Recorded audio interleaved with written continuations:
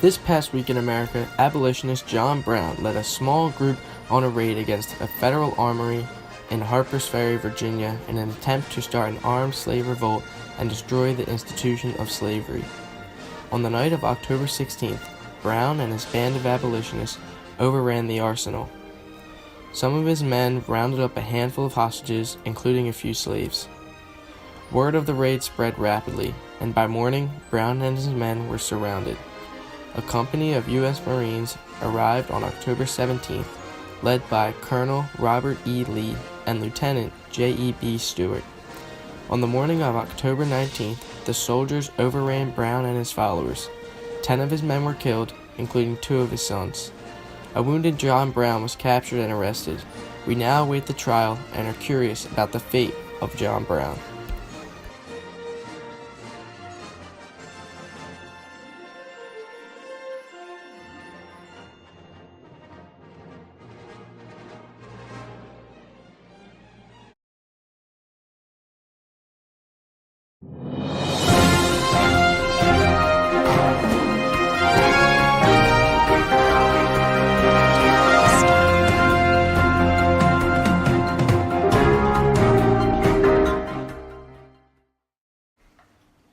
Good afternoon, ladies and gentlemen.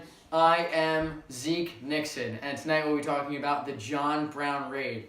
Now we're going to show you a video of the raid, and if you have young children around, please hide their eyes and ears.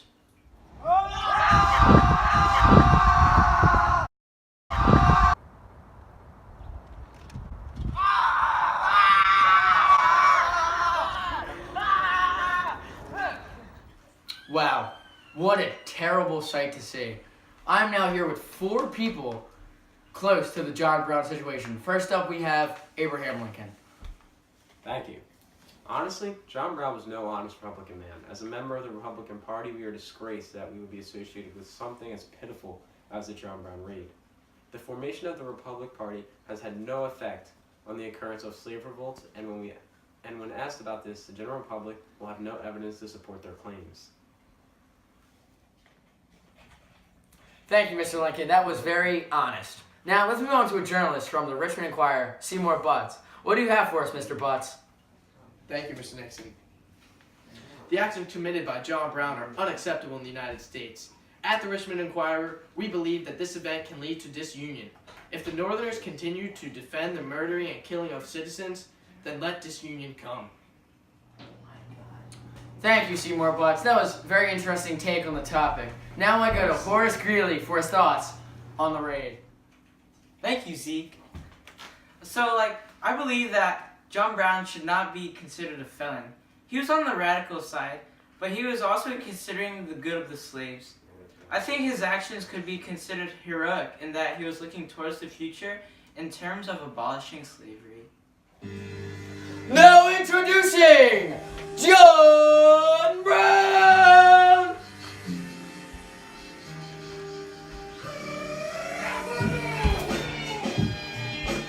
You can't rape me! Yeah! Yeah! We got his ass! Mr. Brown. We got his ass! We got his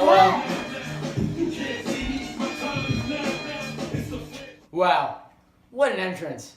Now, people have been critiquing you all day about your raid. Now, what do you have to say to defend yourself and what you have done? Thanks for having me, Mr. Z.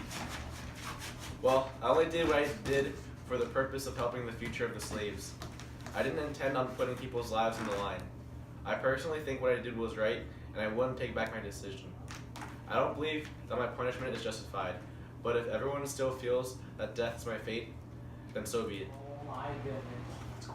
I would like to thank all of my guests today on my show, and stay tuned for tomorrow night where we find out if John Brown gets hung or not. This is Zeke Nixon from News News. We are here today at the hanging site of John Brown, which is scheduled for 10 minutes. This is the hanging of John Brown. Oh, John! Oh, John!